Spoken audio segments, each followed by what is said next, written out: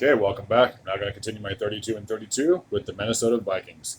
I believe last season they shocked a lot of people by absolutely dominating that NFC North. I think they won the division, like, I want to say, over halfway through the season, and they just looked like they were absolutely unstoppable. It was unbelievable to see how well of a turnaround that they had, considering the Packers won the NFC North the past 3 seasons before that.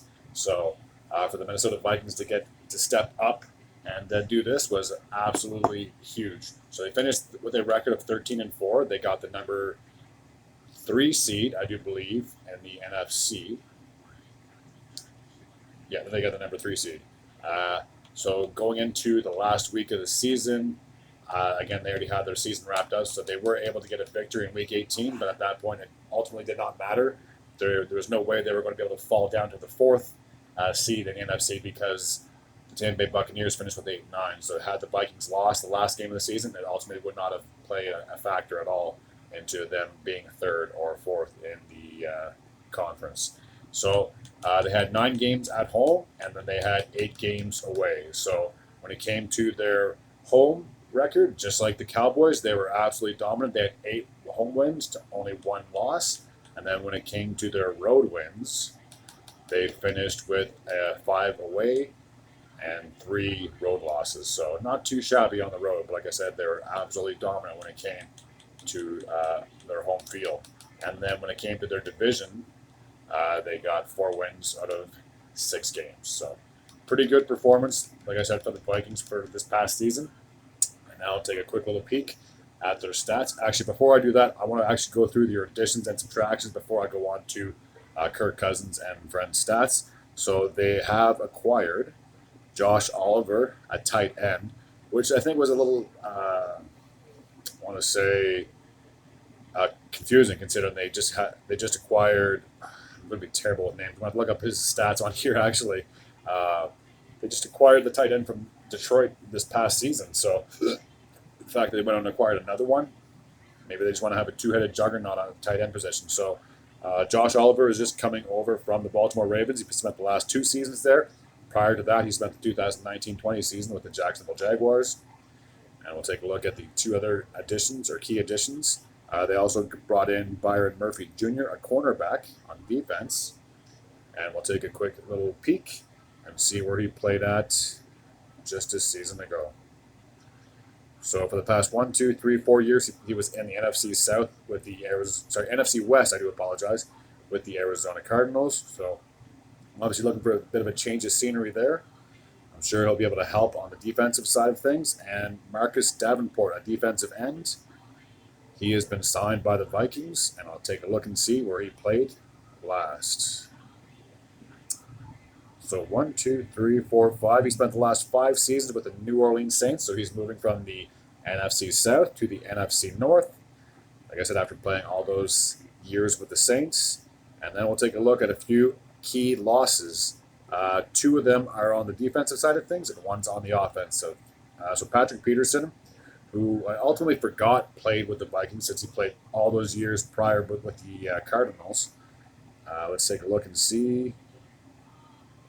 He is now signed with the Pittsburgh Steelers. So yeah, he played the last 2 seasons with the Vikings, but prior to that, he played 1, 2, 3, 4, 5, 6, 7, 8, 9, 10 seasons with the Arizona Cardinals. So when I think of Patrick Peterson, I definitely picture him in a Arizona Cardinal uniform than I do in a Minnesota Vikings, but now he's gone to the AFC North to play with the Pittsburgh Steelers.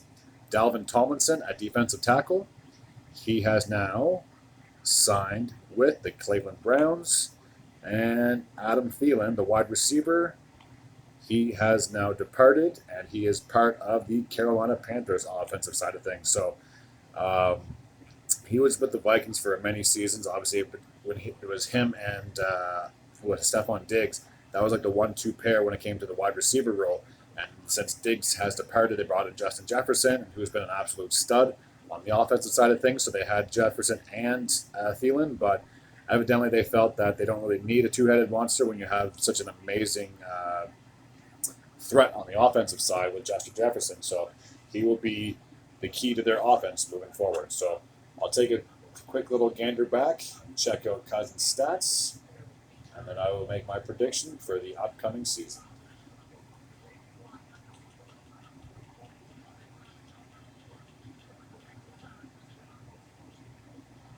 So it's going to angle this, maybe move it back a little bit. Let's see. Hold on, just bear with me. Let's see if we get a good look at Kirk.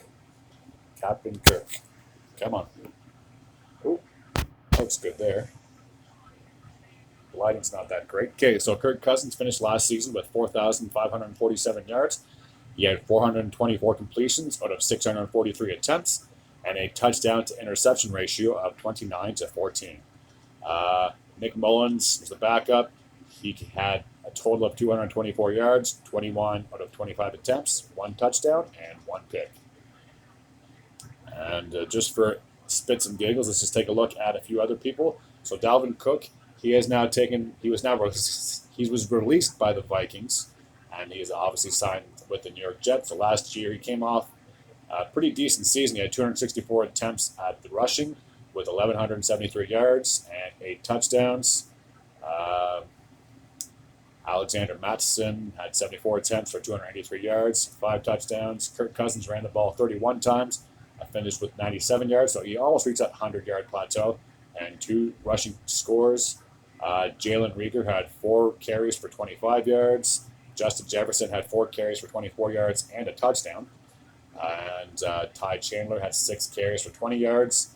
Keen Nwagwa, if I even pronounce that correctly, had 9 rushes for 14 yards. Nick Mullins had 4 carries for 8 yards. CJ Ham had 4 carries for 7. KJ Osborne had 3 carries for 6. And Adam Thielen had 1 carry for 4 yards. On the receiving side of things, Justin Jefferson, as I said, he's now the new face of the franchise, heading into year number 4. He had 128 receptions for 18 and 109 yards, which is absolutely phenomenal for a wide receiver aspect. And he had 8 touchdowns as well. This was the tight end that I was trying to think about earlier. TJ Hawkinson, who they acquired from the Detroit Lions, which is odd to see a trade between teams. It's more familiar for teams to sign in the offseason with a division rival, but to be traded during the season to a division rival, that to me is a little, I don't know, not as common, I guess, compared to most things. So between the two teams, he had 86 receptions, 914 yards, and 6 touchdowns. Adam Thielen, who I just mentioned, is off to the Carolina Panthers, has 70 catches for 716 yards and 6 touchdowns as well. KJ Osborne had 60 catches for 650 yards and 5 touchdowns. Dalvin Cook had 39 catches for 295 yards and 2 touchdowns. Irv Smith Jr. had 25 catches for 182 yards and 2 touchdowns.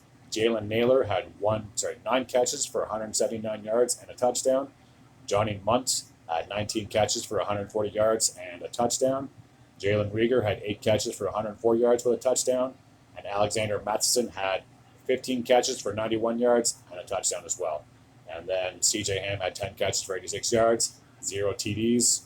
Ben Alifson had 3 catches for 26 yards, and Keen Nwagwa had 2 catches for 21 yards. So going back to the standings, just gotta go over here, so just bear with me for one quick moment. So coming into the 2023-2024 season, I believe that there should be a lot of hype behind the Vikings. I truly believe they should get the NFC North crown yet again. I just think that with the other teams in their division, they're a little bit weaker. Now that Aaron Rodgers is gone out of Green Bay, I believe the Packers are going to have a setback. The Chicago Bears have a lot to prove, in my opinion, to be contenders. I still think they're going to be at the bottom of that division. And the only other team I can see that them giving a run for Minnesota's money would be the Detroit Lions. But again, even though they had an above 500 record last year, I don't think that they're a big a threat to take over the NFC North and get the crown for the Vikings. So for the Vikings, obviously, last year they were one and done in the playoffs. They lost the Giants in the wild card round, which shocked a lot of people, including myself.